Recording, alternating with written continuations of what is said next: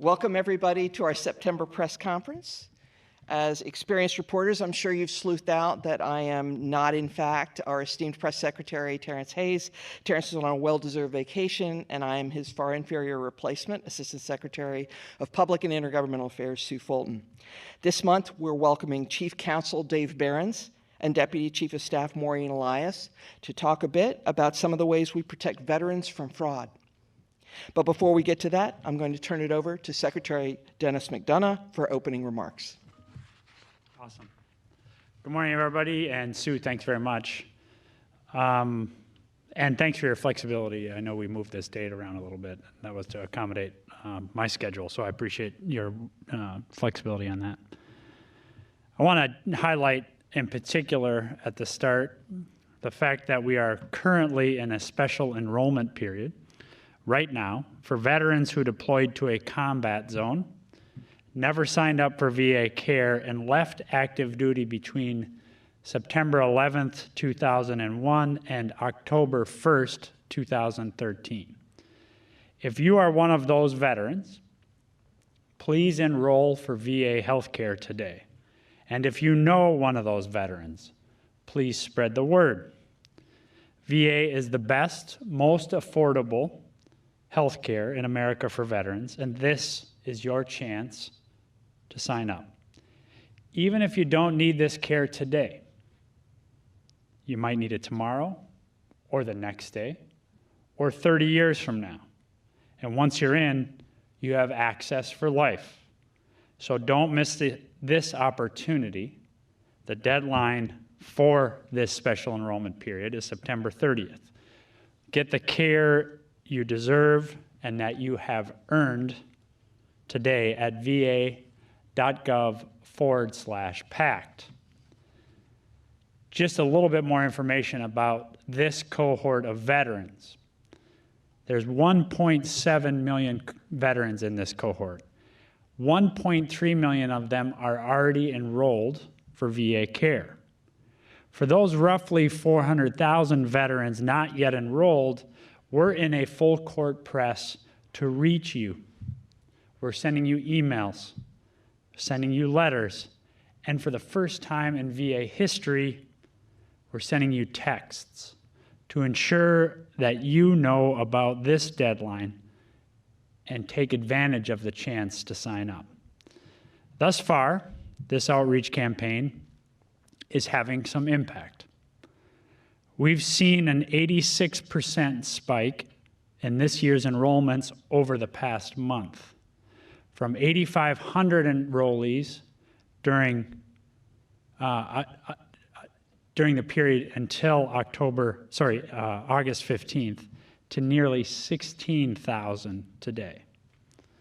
And we're going to keep pushing to get as many of those veterans into VA care as possible. One last comment from me before going to Maureen and Dave. It's been a great week here at VA. We swore in earlier this week our Deputy Secretary, Tanya Bradsher. I am a massive Tanya Bradsher fan, having worked with her now over many years.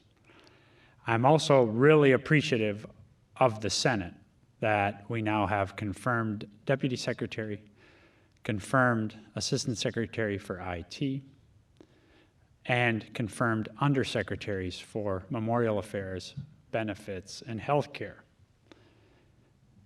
I remain concerned that our General Counsel, whose nomination has been pending for a year, actually more than a year, and who performed in her hearing very well, has not been confirmed. We have 680 attorneys that work at VA.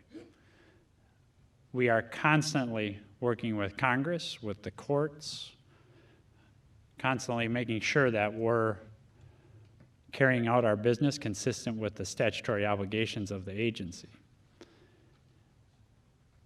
It is meaningful to have a confirmed general counsel in that slot. So we are very thankful to have Tanya, Deputy Secretary Bradsher, in the chair. I'm eager to have Anjali Chaturvedi similarly confirmed and sworn in. With that, let's go to Maureen. Good morning. My name is Maureen Elias, and before restarting my career journey to become VA's Deputy Chief of Staff, I was a stay-at-home mom raising 2 small children while my husband served as a staff sergeant in the U.S. Army. Money was tight. And then one day, a man came to our door in a fancy suit telling us he was with the VA and talking about how much lower our monthly payments would be with a cash-out refinance loan. It turns out he was not with the VA, and after all the paperwork was said and done, we lost the equity we had in our little home for pennies on the dollar. We had become victims of fraud. And unfortunately, that story is all too common among veterans and service members.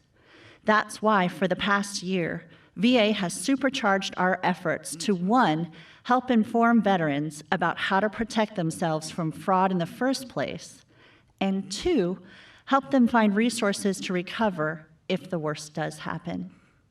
This department-wide initiative is called VSafe, which stands for Veteran Scam and Fraud Evasion. Through this effort, we're providing help to veterans exactly when and where they need it from all across the VA. As part of this work, we're providing targeted communications to educate and warn the veteran community about fraud schemes, especially when the risk is highest. For example, the risk of fraud is higher after natural disasters, so we provided fraud protection information to Hawaii veterans after the tragic fires last month. Another part of this work lies within VHA. Our team is analyzing millions of claims every month to identify duplicate and potentially fraudulent claims to protect veterans and VA from fraud and waste. In fiscal year 2022 alone, VHA identified over $50 million in wasteful or potentially fraudulent claims from community providers. And in the Veterans Benefits Administration, we've been proactive in catching fraud as quickly as possible and working to make veterans whole when a bad actor tried to take their hard-earned benefits away from them. In the last year alone, we've sent email notifications to more than 500,000 veterans when their direct deposit banking information changed, just to double-check that those changes weren't made by anybody else. We've investigated 12,474 referrals for potential benefits fraud and provided one-to-one remediation support to 1,164 victims of payment redirect fraud. And we've protected $847,494 of veterans' benefits from being stolen by fraudsters through prevention or recovery. Finally, when it comes to Camp Lejeune, we've done a public service advertisement letting veterans know that they don't need to pay anyone or use a lawyer in order to file their VA claim. And we're also spreading the word that Camp Lejeune Justice Act claims fall under the Federal Tort Claims Act, which means that there's a 25% cap on attorneys' fees for those who do use lawyers to file a claim with the Navy. And the VSafe work is just beginning. We are continuing to grow this program, and later today, we will launch va.gov/vsafe, which is a one-stop website for the VA information veterans need when it comes to fraud prevention. Because we want to prevent any veterans from having the experience that I had when that man knocked on our door all those years ago. Now, there's one more really important part of this, which is protecting veterans from claim sharks, especially in the aftermath of the PACT Act. And that effort is being led by our Office of General Counsel. So with that, I'll turn it over to Dave Behrens, our Chief Counsel in charge of this effort, who can share more about our efforts on that front. Thank you.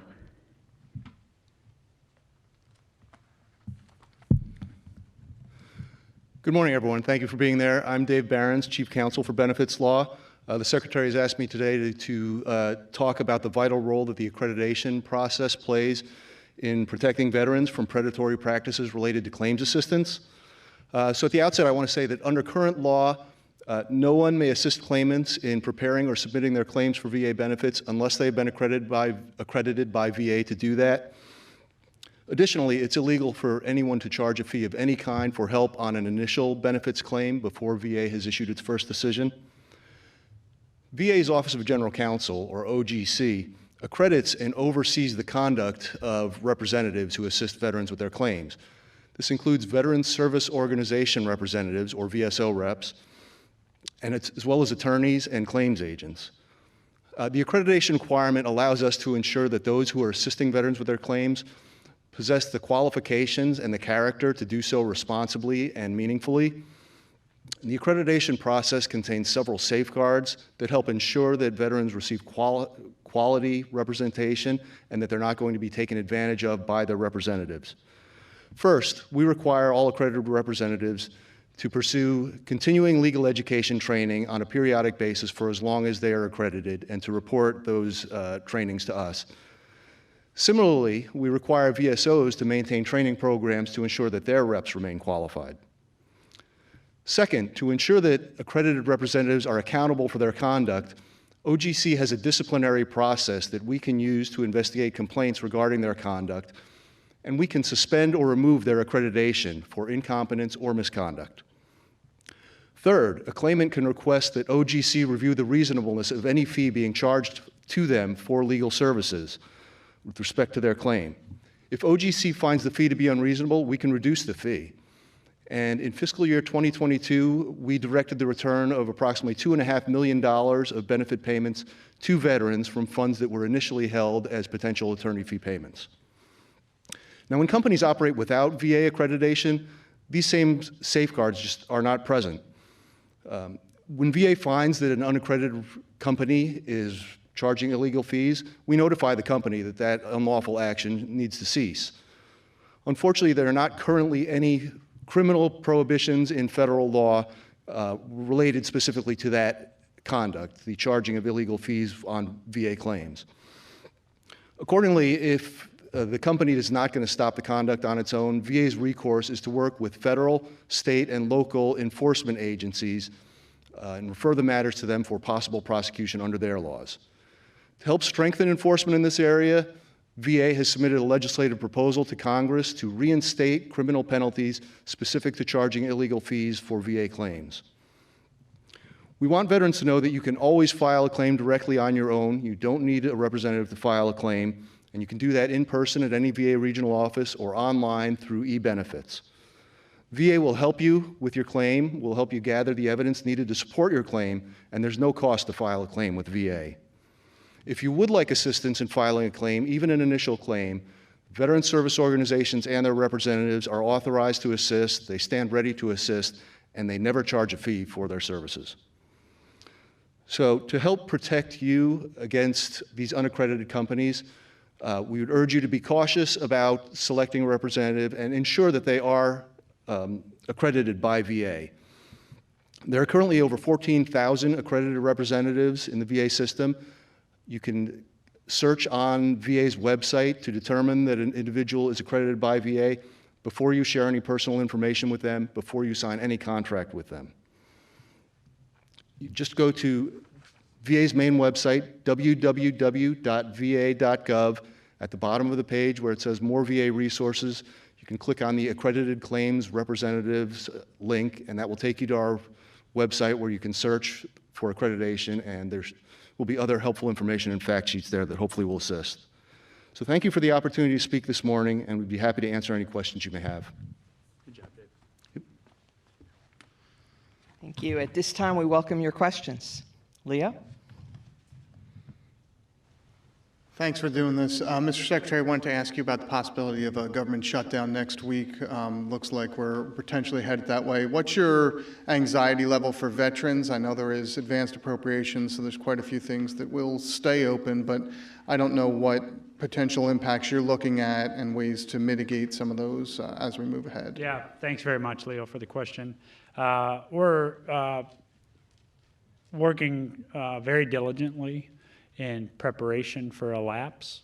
We're working internally across the administrations OMB and the White House is pulling the cabinet together on a regular basis, and obviously the President's Management Council is also working this. And I've been talking to our members on Capitol Hill as well, including our chairman. So I don't have a complete answer to your question, but here's what I can say, Leo. In the case of a shutdown, there would be no impact on veteran health care. Burials would continue at VA national cemeteries. VA would continue to process and deliver benefits to veterans, including compensation, pension, education, and housing benefits. And the board would continue to process appeals. However, we would not be able to conduct outreach to veterans. Our public-facing regional offices would be closed.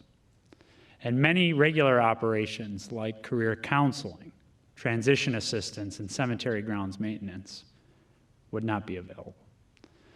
So this is why I've been saying we need a full year appropriation, especially at a time when we're providing more care and more benefits to more vets than ever before. And that's why we've been so supportive of the bipartisan budget agreement that was struck several months ago.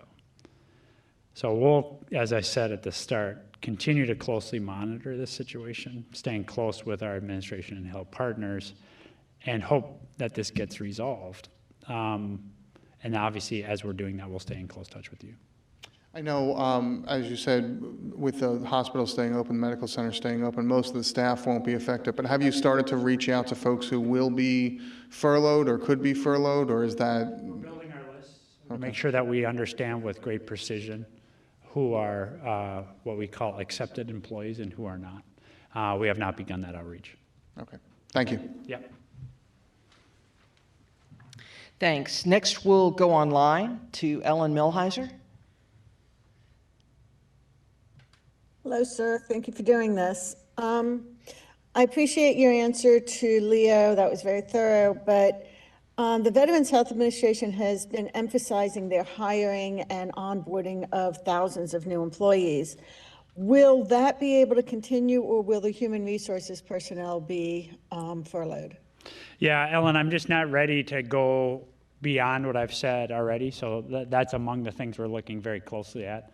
We're sharpening our pencils here on this, and when we're ready to go beyond what I've just spelled out, I'll make sure that we come and talk to you guys about it. But HR executives is, and our HR teams is one, and training, for example, are among the things we're looking at very closely.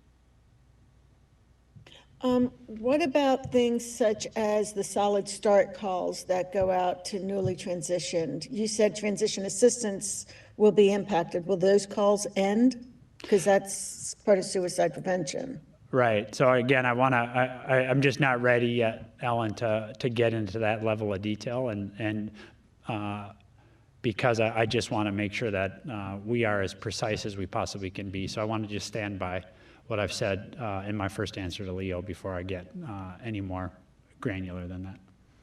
Okay. Thank you so much. Yep. Jory? Good morning, and thanks again for doing this. Let me just check my notes here. Oh, yeah. So regarding the PACT Act deadline, the healthcare enrollment that you mentioned at the top of your remarks, we saw with the benefits deadline, there was that 11th hour rush of claims coming in, and there were some glitches on the technical side of things. Obviously, we're dealing with a different population size with this upcoming deadline, but in terms of the preparations and everything that went behind the scenes there, any concerns or any additional efforts that are being done there? Yeah.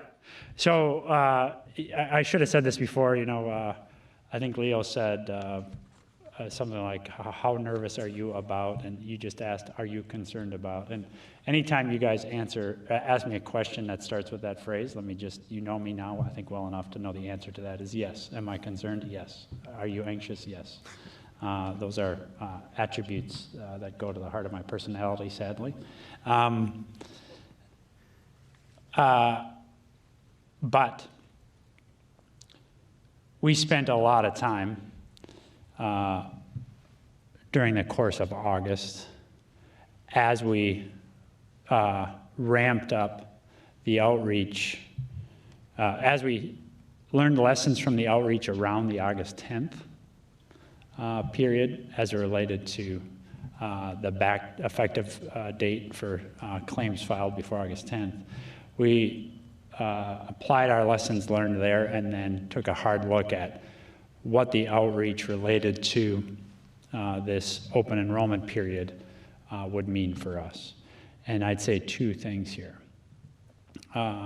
One, we recognize that enrollment uses a different set of inputs to include our call centers.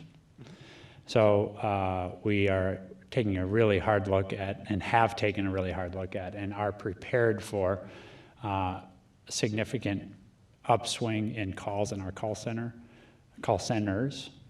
For example, the Veteran Experience Office reported to us earlier this week that we've seen a steady 15% increase year over year on calls at My VA 411, which we attribute to the aggressive outreach on September 30.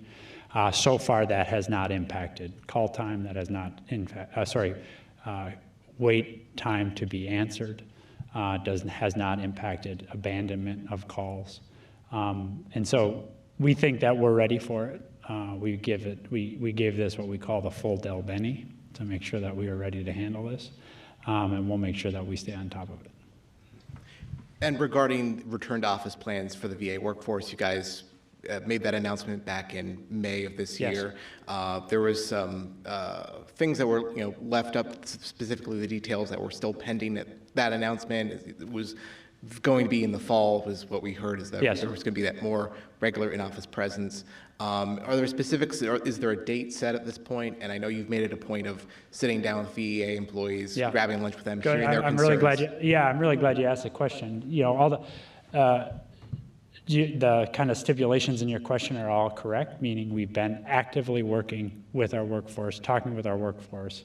Our managers, supervisors, been working with their teams so that's all happening, and I'm very proud of the work that's gone into that. We have set a date. The date is October 8th, and so we're proceeding toward that. And you'll recall that in the National Capital Region, so what happens on October 8th is that within the National Capital Region, VA employees will be expected in any given pay period to be in the workspace as often as they are in a flexible space. So basically 5 days in office space, 5 days in a flexible work setting, starting October 8th. All right, thank you. Okay, we're going to go online next to Bigad. Thank you so much for the opportunity. Mr. Secretary, when it comes to specific veterans who were given a discharge status relating to their sexual orientation or gender identity, the White House under President Biden has put that number at more than 100,000 veterans impacted, but the Department of Defense says it's likely only a third of that. I realize the VA isn't the one in charge of tracking these figures, but the VA does seem to be the one somewhat caught in the middle, working to get veterans the benefits they're owed. I know many times you've spoken about your commitment to get all veterans the benefits they deserve. Are you concerned about the VA's ability to do right by these veterans if the federal government still can't seem to agree on just how many were impacted? Thanks so much for the question. There's another one of those "Are you concerned?" questions. You're not always here with us yet, but you'll be here long enough to know that I'm a generally concerned person. So let me just say directly to veterans for a minute that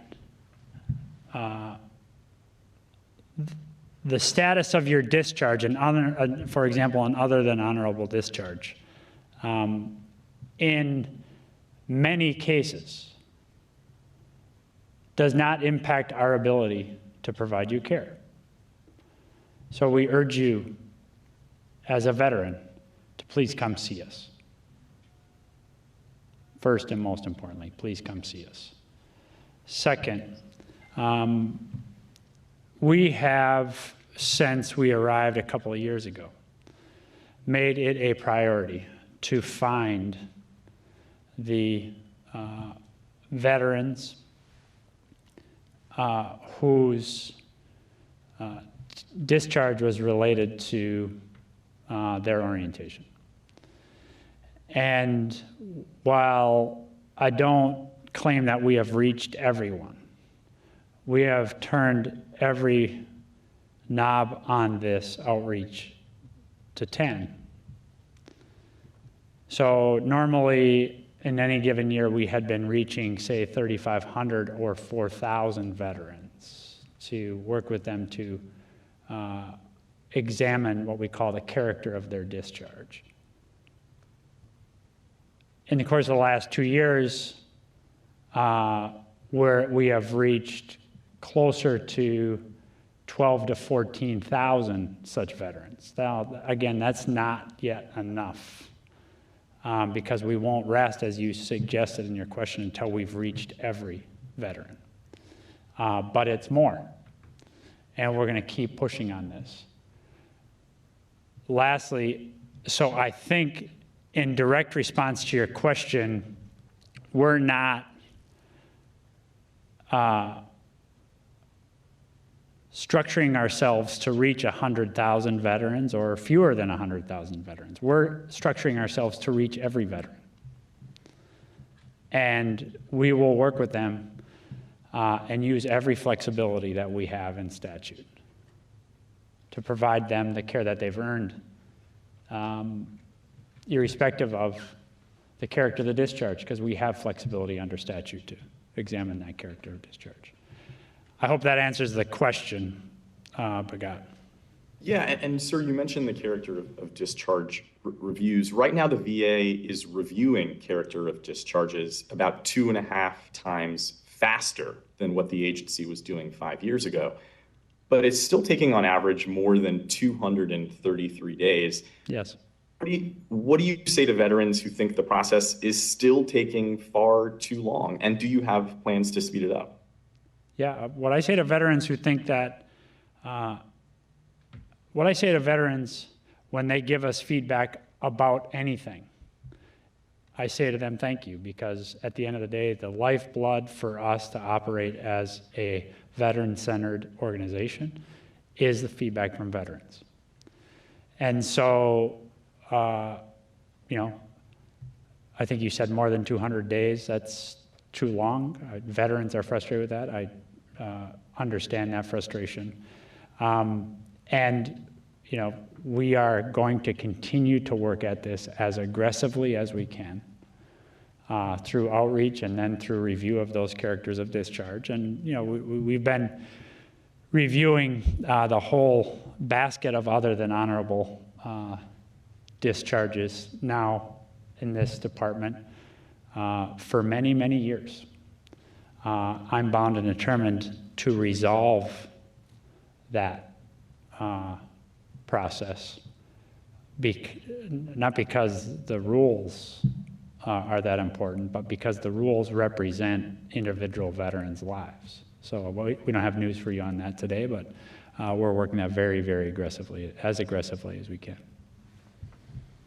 Thanks, sir. Thank you. Are there any more questions? Yes, Leo. Yeah, I wanted to get a little bit more information on the new site that's being set up. What is going to be on there that wasn't available when you said you were a victim of fraud? And can you just talk about some of the resources, some of the things that you're seeing that are going to be more helpful to folks? Because I think identifying that is one of the key problems for a lot of veterans. I don't know who's a bad actor and who's not. Yeah, happy to answer that. At the time when our family fell victim to fraud, there really wasn't anything on the website about how to verify and how to vet fraud, period. And so one of the things that this website does that I think is really important is it talks in plain language to the veterans and their families about what the frauds and scams might look like and then where and how to go for resources. So it has a training video on it that talks about fraud. It has a bunch of kind of frequently asked questions that are written in a way that a veteran can look and understand. And then it also has on it a link to find trusted help to file your claim. That's right at the very top of the webpage. Because sometimes when you're talking to veterans, they don't understand what accredited service rep means, but trusted help, I think, relays a little bit better. So the most important thing is we're pulling it all together in a way that a veteran can easily access and understand the variety of fraud, scams, and predatory practices that are rising up. And it's also a page that's going to continue to grow and thrive as we learn more about from our veterans, from our federal partners, from what we're seeing across the enterprise. That webpage will be dynamic and updated as we see new things. And what are the outreach efforts with that? I mean, obviously it's a website, but is that going to be something that's available at VA medical centers, being pushed out from the benefits offices? Let me take that one real quick, and then see if you want to add anything on top of that. So we're kind of all systems go on this, Leo. I was just in Atlanta last week, actually the week before last, and we did a roundtable there on fraud. And so it was, by there I mean at the Atlanta Max Cleland VAMC. Importantly, we had veterans there, representatives of veteran serving and veteran service organizations. And we had our federal partners there. So one of the things that we're trying to do with the aggregation of the data in one place is to make sure that the enforcement and regulatory actors like the CFTC, the SEC, and the FTC are available to our veterans too. So not only do we get their information about the kind of frauds and scams that they're seeing, so we're actually, our collectability on sharing potential fraud scenarios with veterans is dramatically increased. The veterans access then to enforcement mechanisms through the regulatory bodies. I gave you those three, is also a really important effort of the V-Safe, which is, as Maureen talked about, all of VA effort, but it's an all of federal government effort that the White House is really pushing us on to make sure that, as I say, vets have access not only to information, but also to the enforcement authorities that come with those regulatory bodies. I guess part of the fundamental question here is it's, one of the reasons that folks can be susceptible is just the complexity of everything here. So I'm thinking, of the Camp Lejeune case where there's a lot of attorneys involved, there's this new Navy settlement, there's just a lot of elements. So when you're talking about simplifying it, I guess, how are you getting the message out of, hey, veterans, come to us first, come see us, so you can figure out if this is something real or if this is a scam? Yeah. Well, one of the ways we're doing it is we're having this press conference today. And we're trying to communicate in every way. But we did see the announcement of the application of the Federal Claims Tort Claims Act, which was decided late last week, I think, by the Department of Justice. And that's the kind of thing that we want to make sure that veterans know, not what the particular act is, but the fact that there is now a cap on any fee a veteran can be charged by a lawyer. And abrogation of that cap by a law firm would be criminal. So there's real teeth behind it. So we're trying to aggregate this information when it comes out. We hear something from the Department of Navy, from the Department of Justice. We're making sure that it's on our website. It's out in the hands of our regional office outreach directors. It's in the hands of our VAMC teams, so they can be talking to veterans in very plain language about this. All right, great. Thank you. Anything you want to add on that? Just one thing, sir. I think the goal here, and what you'll see if you review the PACT Act materials we put out, is we're weaving fraud education into what we're rolling out whenever we're talking about healthcare and benefits being provided to veterans. So it's not just you only have to know about this website. We're going to oversaturate veterans with fraud and scam information so that they know how to recognize it and what to do when it comes to them. Can I just say, I'm sorry, just one last thing. You know, our major partners in this effort are the VSOs, right? I was just, you know, we just finished the convention season.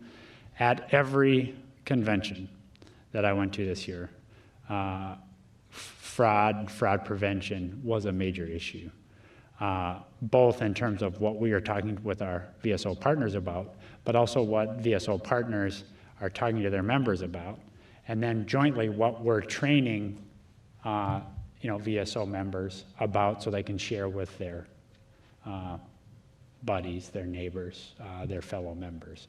So I want to make sure that we don't lose that thread, which is the VSOs are great partners. They're also, as they always do, pushing us to do more.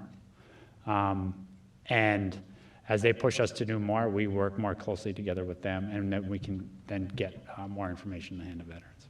Great, thank you. Yep. Next, we're going to go online. Quill Lawrence. Yes, thanks a lot. Nice to see you all.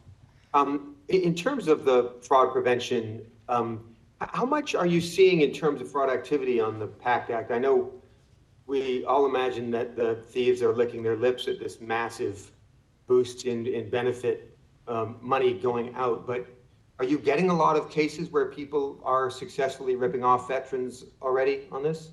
And I was also wondering with the Lejeune issue, what's your rate of success in getting veterans to just file a claim for free instead of going to lawyers? Do you know sort of what percentage or how successful you're being at saving them that money on unnecessary legal fees?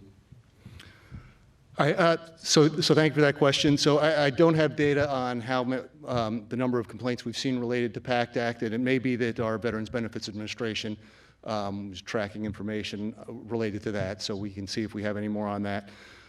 We do encourage veterans who have complaints, particularly about unaccredited claims, to file not just with VA, but with the Federal Trade Commission's Sentinel website, where those complaints are accessible to other law enforcement agencies. With respect to the Camp Lejeune claims, I would point out that part of what we're communicating to veterans, and we have been trying to communicate to veterans, is that the ads you're seeing on TV are not related to VA claims. Those are related to the actions before the Department of Navy and the Department of Justice. And so we don't want anyone to be confused by all the advertising that you need a lawyer to file a VA claim. So we have encouraged people to come in and file their claims with respect to Camp Lejeune as with respect to PACT Act and all other benefits. Yeah, Quill, let us see if we got, I think it's an interesting question.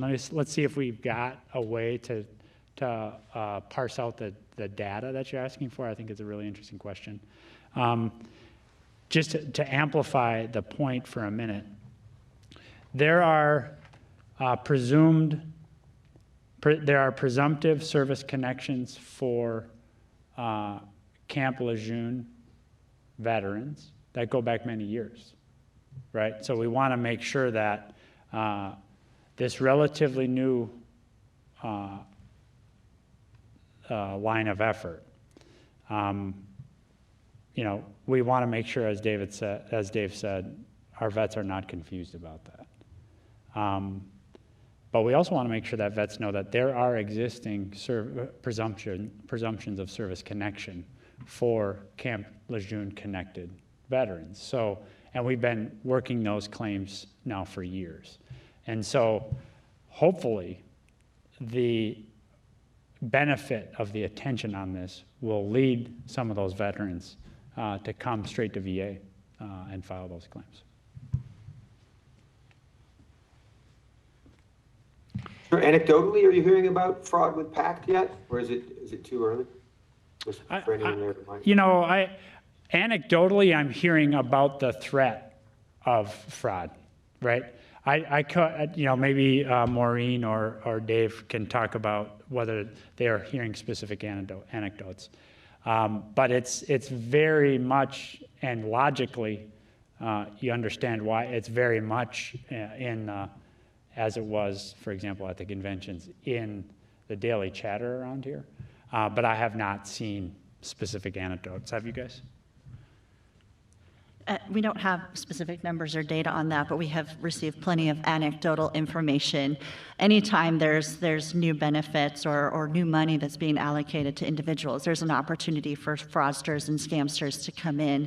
And what we are seeing is a large increase in unaccredited service reps, where they're charging veterans to file their initial claim, which is not legal. They're operating in the gray area, and some of them are charging up to 6 times whatever that veteran receives. So we don't have specific numbers, but we are definitely seeing an increase in those who are taking money from veterans that should not be. Thank you. Thanks, Will. We're going to go to Patricia Keim online. Thanks for doing this. I really appreciate it. If you are aware of individuals or companies that are charging fees for initial processing, and you're contacting them, what's holding you all back from like publishing that so that on your VSafe website so that vets know exactly who to steer clear away from? Yeah, so when we send out those letters, our hope is that the companies will realize that what they're doing is wrong and will stop. And in some cases, historically, there has just been genuine confusion on the part of some practitioners about whether or not they're able to do what they're doing. As Maureen said, we've seen a rise in companies who seem to be very purposefully doing things that they know are crossing the line with respect to PACT Act. And so we're going to have to change, the way we approach this. We do think it's important in that environment to get as much information as we can out to veterans.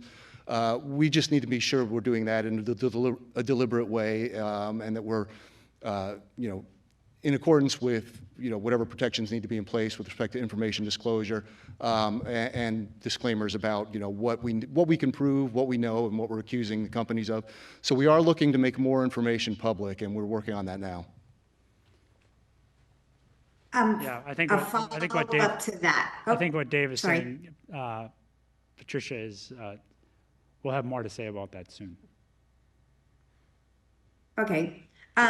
Just a follow up to that on the VSafe, have you all vetted then? Is everybody that is now on that website or cited as places where vets can go for help? Are those all vetted? You did previously have like one of the bad actors like on that on your resource website like a few months ago. Thank you for that question. Everyone that is linked to the accreditation site has been vetted.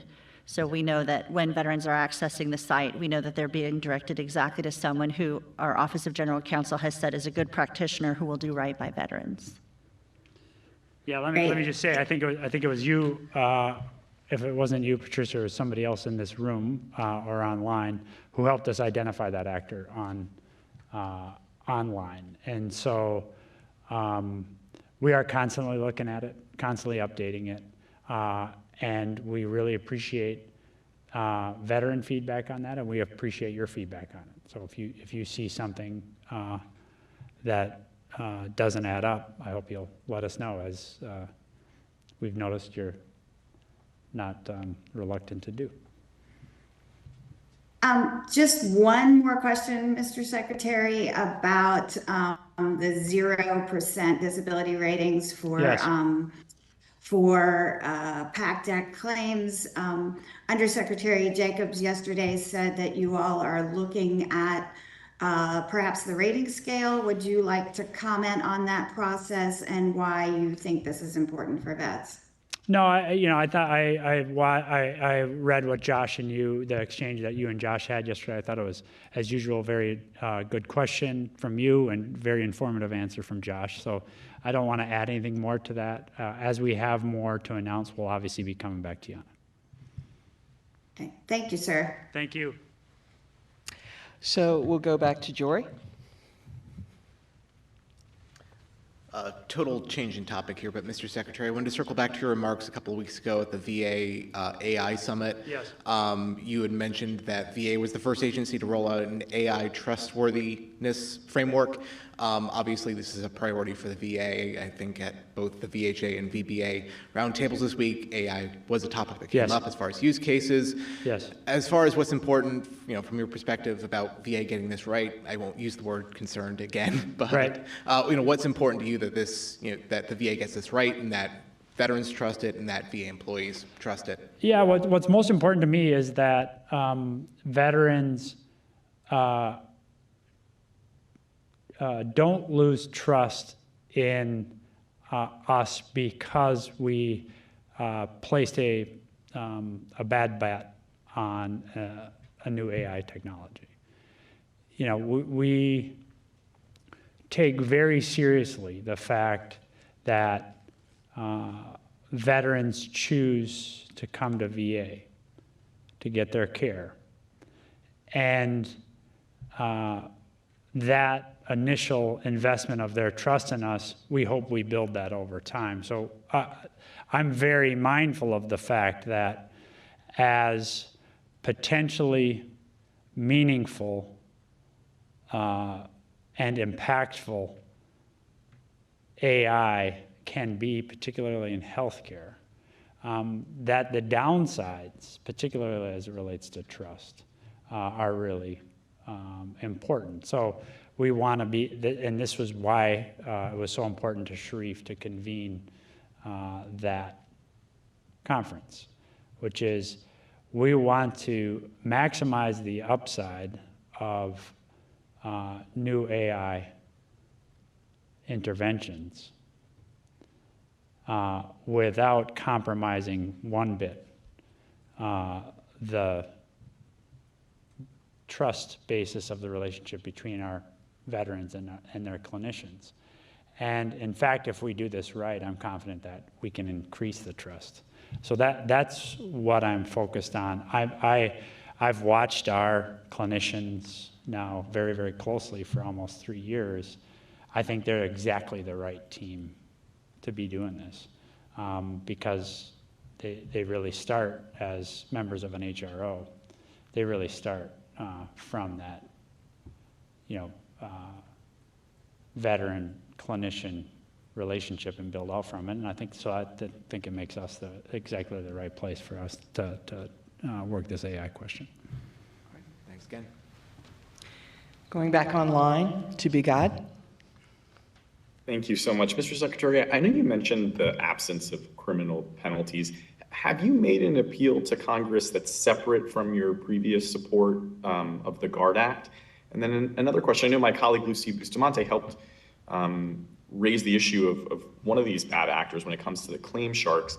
I know you said there's more to come and to stay tuned. Is that in reference to the possibility of actually publicly releasing all these names so that veterans would be even more aware of who they are and to steer clear?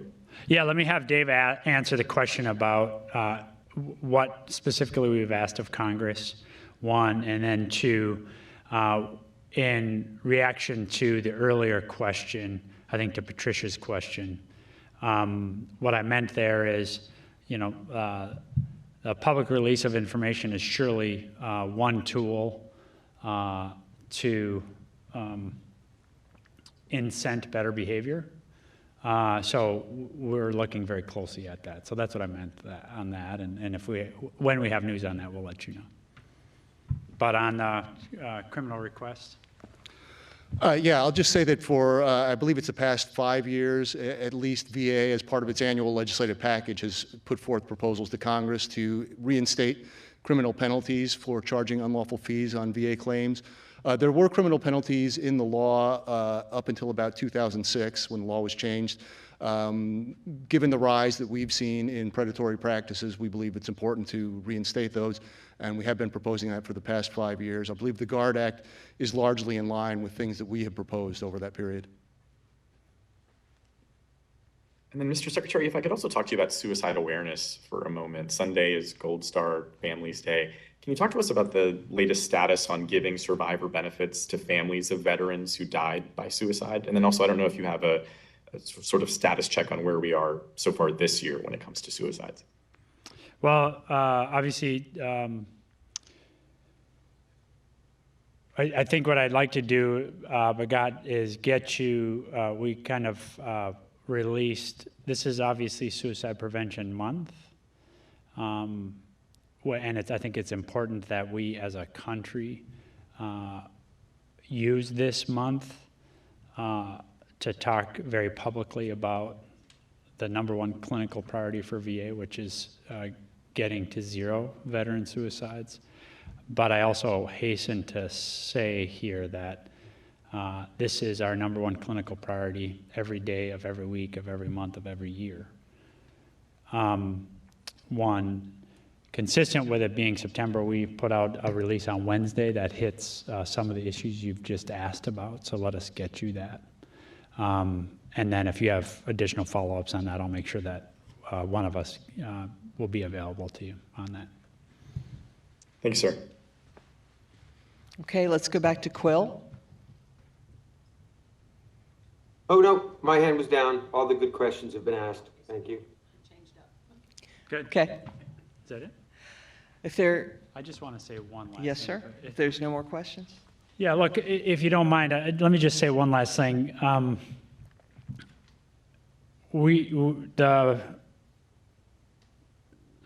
I know Leo in particular has reported recently on this, but I make it a habit to let you all know where the backlog is every time we come out and give you a sense of where we are on our PACT Act numbers and everything else. So let me just tick through a couple of those things, and let me just say one thing, one additional thing about the PACT Act.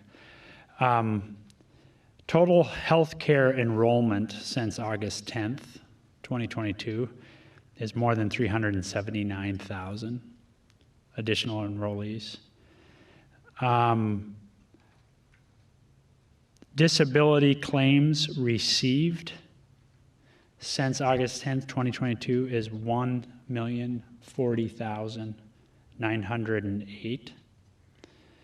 Disability claims processed since January 1 are 570,808.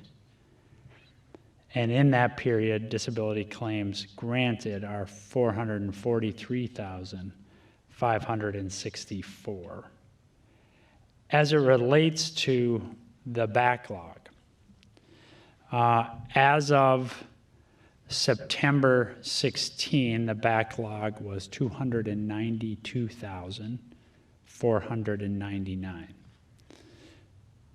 We anticipate the backlog reaching 300,000 sometime in the next several days. Could be this weekend, could be early next week. I don't know precisely. And I just want to say a couple of things. One is it's a great thing that record numbers of vets are applying for their earned benefits. In fact, we're currently executing the largest outreach campaign in VA history because we want every single veteran, family member, and survivor to apply for the care and the benefits that they've earned. And when they do apply, we will stop at nothing to deliver those benefits quickly and accurately. To that end, VA right now is delivering more benefits more quickly to more veterans than ever before and processing claims at the fastest rate in VA history. We're doing this by dramatically increasing the staff that processes veterans' claims, increasing the productivity of those employees, and taking steps to automate the claims process. As a result of these efforts, our backlog as a percentage of all claims is down to 30%, unlike in earlier challenges when it was as high as 70% in 2013. And as we get further from the signing of the PACT Act, this surge in claims will subside, but our increased capacity will not subside. And that backlog will go down. All of this is to say to veterans, please continue to file your claims.